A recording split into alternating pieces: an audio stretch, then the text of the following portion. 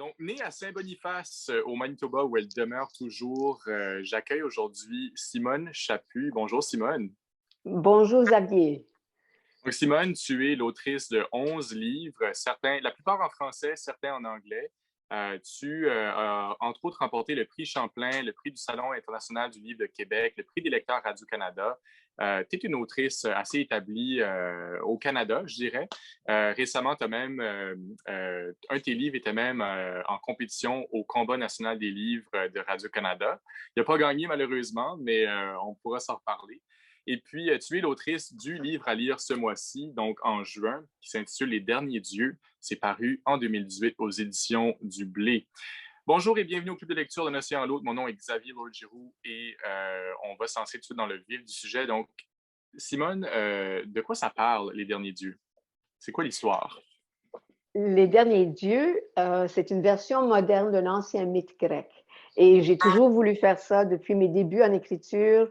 Je voulais transposer un ancien mythe à l'heure actuelle pour voir quelles seraient les résonances, qu'est-ce que ça pourrait nous dire dans ce siècle. Alors, c'est ça que j'ai voulu faire avec mon ami Tiresias. C'est ça, donc le personnage principal du livre s'appelle Tiresias. Et moi, je ne l'ai pas capté au début, mais c'est une référence claire à Tirésias, qui est un devin dans la mythologie grecque. C'est un devin aveugle qui, suite à une rencontre avec les dieux, va se métamorphoser, va devenir devin. Pourquoi avoir choisi ce mythe-là pour camper votre roman? Depuis l'âge de 20 ans, je pense, je suis fascinée par cette figure-là de Tiresias. Je l'ai rencontré pour la première fois dans un poème de T.S. Eliot, c'est The Wasteland, où on entend, je peux citer ici, I, Tiresias, though blind, throbbing between two lives, old man with wrinkled female breasts can see. Alors, j'ai vu ça quand j'avais 20 ans, ça m'avait frappé, cette personne qui est l'hybride, c'est l'hybridité ici, c'est l'image d'un homme, femme. Alors, j'ai rencontré ce personnage-là ensuite dans le texte surréaliste de Guillaume Apollinaire, Les Mamelles de Tiresias, et plus tard dans le roman de Lawrence Durrell. Et puis, je me suis dit que c'était sur ce personnage que je voulais me pencher pour écrire ce roman intitulé Les Derniers Dieux. Bon. Ça se passe à New York dans des années pas très loin des nôtres. Et puis, il y a plusieurs interprétations du mythe de Tirésias. Toi, tu as choisi celle d'Ovide. Donc, Tirésias va compromettre l'ordre de la nature avec un geste qu'il va poser. C'est un peu ce que tu reprends dans ton roman. Donc, pourquoi cette version-là du mythe t'a inspiré? Bien, j'ai beaucoup aimé ce qu'il a fait Ovide.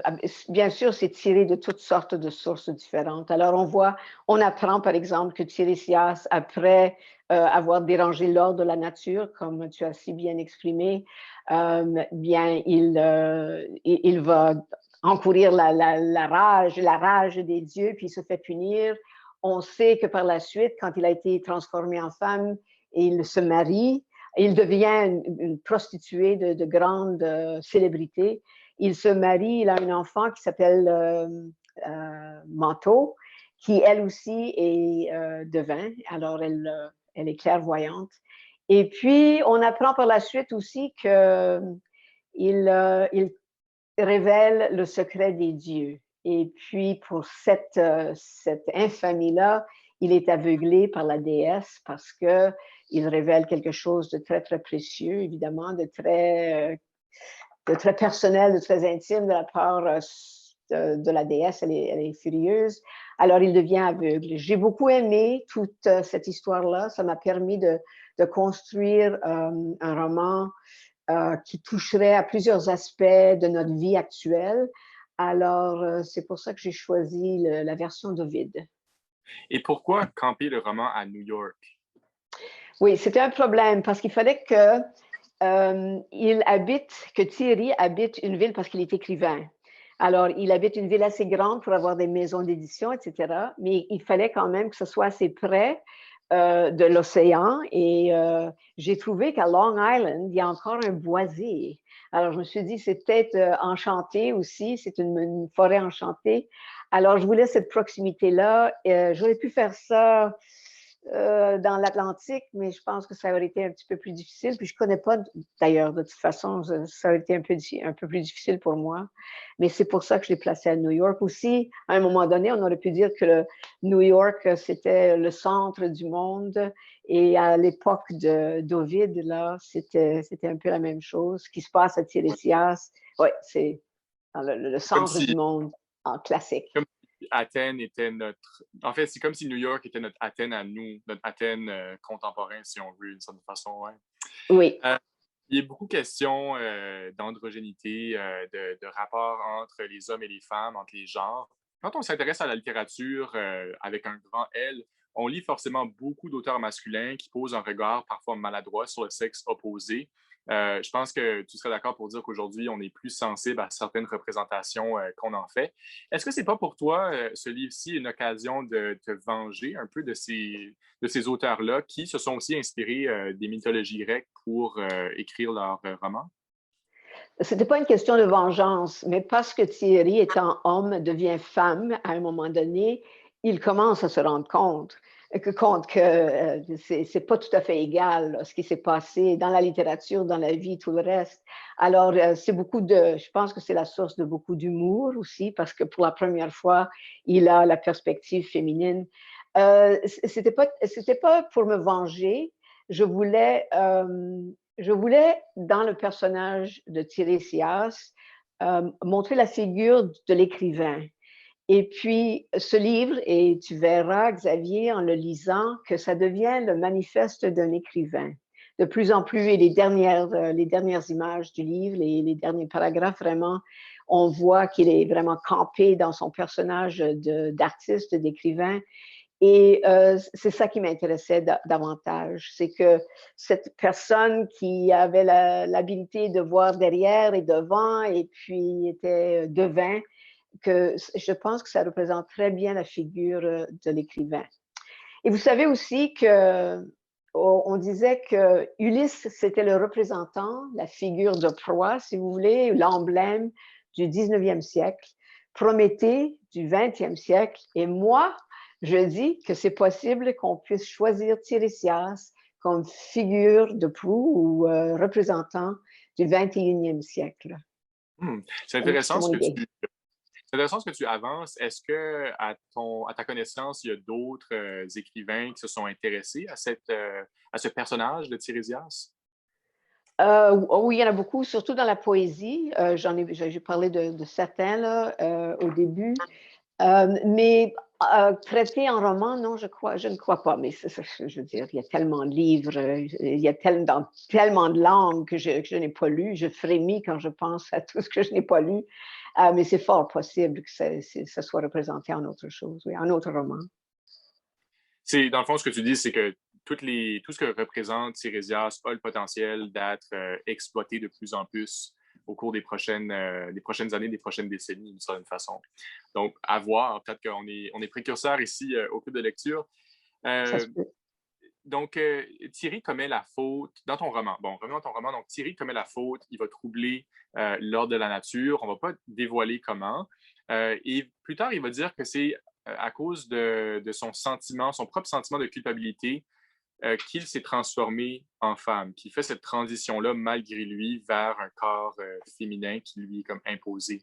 Donc, qu'est-ce que tu veux dire? Qu'est-ce qu'on a à comprendre, Simone, de ça, d'être puni parce qu'on trouble l'ordre de la nature? Bien, c'est énorme parce que l'homme, ben, vous regardez l'état actuel du monde, de ce que l'homme a fait de la planète. On s'ingère à des moments, euh, dans des façons difficiles, des façons épouvantables aussi. Alors, il y a une certaine culpabilité, c'est certain.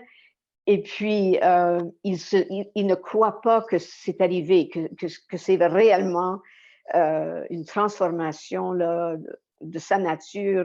Alors, il se dit, bien, c'est peut-être parce que je me sens tellement mal vis-à-vis ce que j'ai fait dans la nature que ça m'est arrivé, c'est quelque chose de psychique, c'est quelque chose de mental.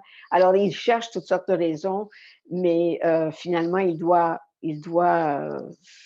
voir la vérité qu'il a offusqué les dieux.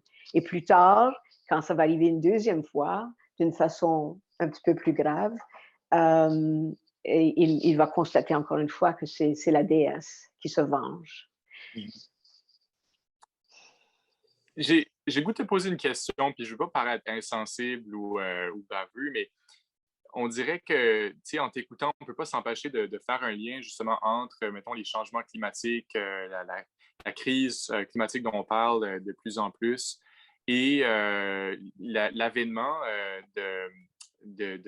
du transgenre, si on veut, c'est de plus en plus présent, c'est de plus en plus accepté. Même aujourd'hui sur Zoom, bon, on n'a pas indiqué nos pronoms, mais on aurait pu le faire. Tu sais, c'est quelque chose qui, cette confusion des genres ou cette transgression des genres est de plus en plus présente. Donc, est-ce que, à ton avis, il y aurait un lien entre la crise climatique et la, la, les transgenres qui gagnent en popularité?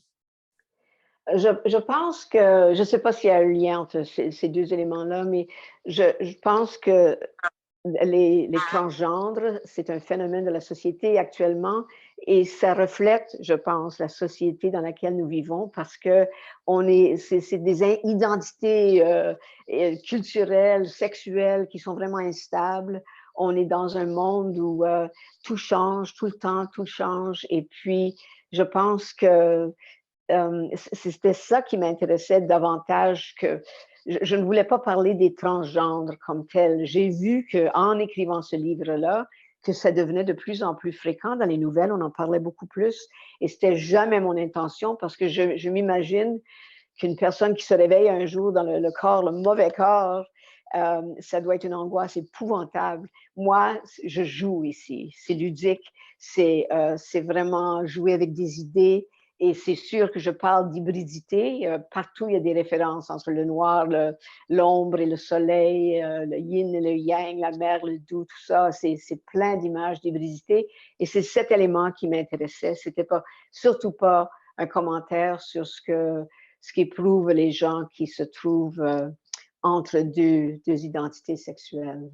Mhm. Non, c'est ça, c'est important de préciser que Thierry, c'est un peu contre son gré, finalement, qui se retrouve. C'est une punition, si on veut, de se retrouver dans le corps d'une femme qui va se nommer Thérèse, hein, qui va prendre ce nom-là.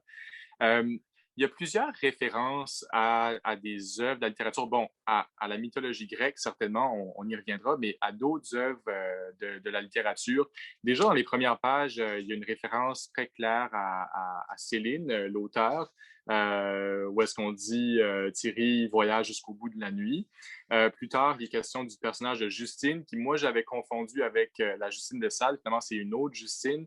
Donc, pourquoi inclure des références comme ça à des œuvres littéraires à travers ton roman?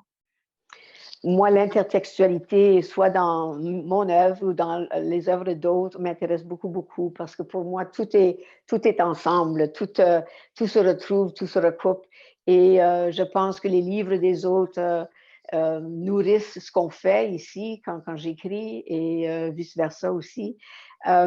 Si, si vous voulez voir jusqu'à quel point je peux porter la chose intertextuelle, il faudrait lire mon nouveau livre, celui qui a paru justement sur le combat. C'est justement un personnage qui note les choses qui le frappent au cours de sa lecture. Alors, il y a des références, je pense qu'il y en a 30, il y a une trentaine de citations dans ce livre-là. C'est un tout petit livre. Alors, moi, ça fait partie de ce que je fais parce que je lis énormément et je suis très, très touchée parce que ce que je lis. Alors, je note ces choses-là et j'aime que ça revienne dans mes livres à moi. Alors, ça fait partie de ce que je fais. Ça donne des arguments finalement à ton œuvre, à ton propos. Puis en fait, ce que j'ai oublié de dire aussi, c'est que bon, il y a des passages, il y a des extraits ça, de d'autres œuvres qui sont carrément au début du livre, au début de certains chapitres, mais on trouve des petits indices dans le dialogue entre les personnages parfois aussi. Euh, Il y a en tout cas, moi, j'ai commencé la lecture du livre et puis il y a un passage qui m'a particulièrement interpellé parce que je le trouvais très révélateur de plusieurs choses. Donc, je te le lis.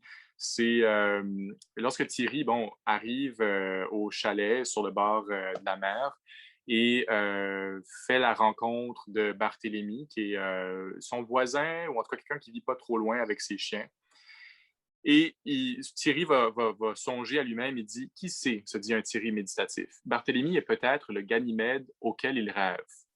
Donc, je trouve que cette phrase annonce beaucoup de choses, une androgénéité, une fluidité sexuelle certainement, une relation qui va se développer avec le dit Barthélemy, mais aussi, on dirait que Thierry emprunte le masque de Jupiter un bref instant. Donc, c'est comme si Thierry se positionne comme étant le Dieu des dieux, le Tout-Puissant dans le livre. Est-ce qu'il se voit comme ça, à ton avis? Est-ce que j'ai bien compris les intentions derrière ce passage-là? C'est toujours possible, mais je pense que non, parce que il n'a aucune idée à ce moment-là. Quand il rencontre Barthélemy, il n'a aucune idée que ce qu'il attend, là, cette transformation de fond en comble. Mais là, à ce moment-là, il parle de Dauxois, Dauxois, son éditeur. Alors, Dauxois était très, il ne disait pas grand-chose sur sa propre vie. Et puis, il se pose la question, je me demande si ce Barthélemy est le Ganymède dans la tête de Dauxois. Mais vous allez voir, tu vas voir qu'il y a des références à Ganymède, Orphée, les Ménades, il y a Jupiter, il y a Junon, ça revient assez souvent. Et à tout bout de champ, quand Thierry dit quelque chose de très, je sais pas, il déclare quelque chose au sujet de son bonheur, je mets une phrase disant « Oui, quelque part dans une forêt sombre, un dieu se lève la tête et se tourne lentement vers lui. » Alors, c'est que tout devient matière à manipuler pour les dieux. Alors, pauvre Thierry, il devient la chose, l'objet des dieux, et il ne peut jamais se déclarer un homme heureux, parce que la minute qu'il le fait, les dieux s'en mêlent. Merci de préciser parce que là, je me rends compte que j'avais complètement mal compris Oui. l'intention de ce passage-là. Tu étais professeur de français il n'y a pas si longtemps. Je pense pas que tu aurais été un très bon élève dans ta classe.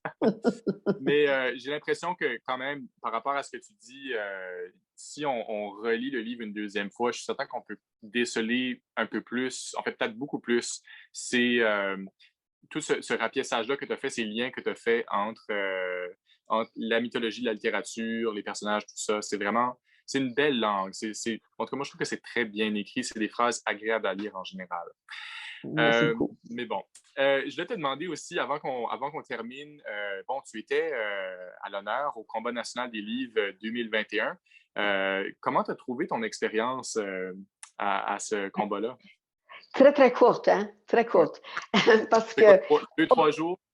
à peine, on s'y attendait, bien sûr, parce qu'il y a le nombre de lecteurs, non, plutôt des auditeurs d'émissions françaises à la radio, il n'y en a pas énormément dans l'Ouest.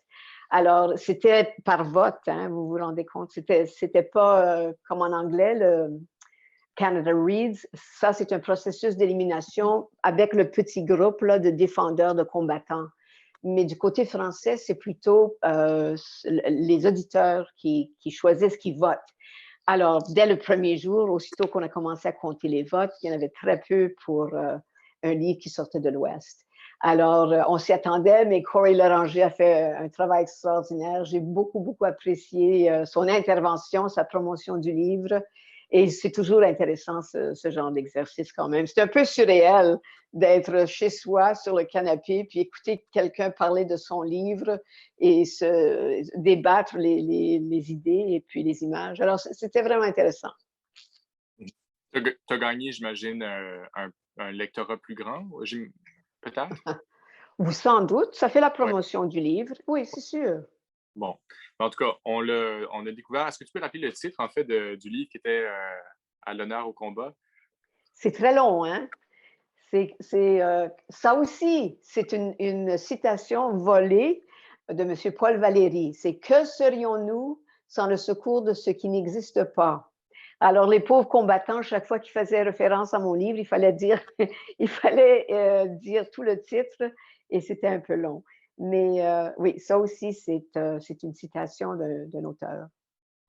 Ben, après avoir lu celui-là, pourquoi pas continuer avec Les Derniers Dieux. Donc, je rappelle, c'est notre livre à l'honneur au club de lecture. Merci beaucoup, Simone, pour l'entrevue aujourd'hui. Je vous en prie, c'était un plaisir. Puis, il me reste juste à vous souhaiter à tous et à toutes, membres du club, une bonne lecture des Derniers Dieux. Puis, je rappelle, ce livre est paru aux éditions du Blé en 2018. C'est une lecture qu'on va soumettre à deux lecteurs experts, donc Monia Brahim de l'Ontario et Baptiste Foisy des Territoires du Nord-Ouest. J'en discutais en direct avec eux le 29 juin prochain sur un webinaire Zoom. Vous êtes tous et toutes les bienvenus à vous joindre à nous à ce moment pour nous faire part de vos commentaires et échanger par écrit avec nous vos impressions du livre. C'est gratuit. Empruntez-le. Le lien est probablement dans une case texte pas très loin de cette vidéo. Je rappelle que le Club de lecture d'un océan à l'autre est un projet signé par le regroupement des éditeurs franco-canadiens. Vous pouvez trouver tous les livres que nous mettons au programme cette année sur le site de notre partenaire, la Bibliothèque des Amériques. Et je vous invite aussi à visiter notre page web refc.ca, petit onglet Club de lecture d'un océan à l'autre, afin d'en savoir plus sur nos projets. Merci à tous et bonne lecture.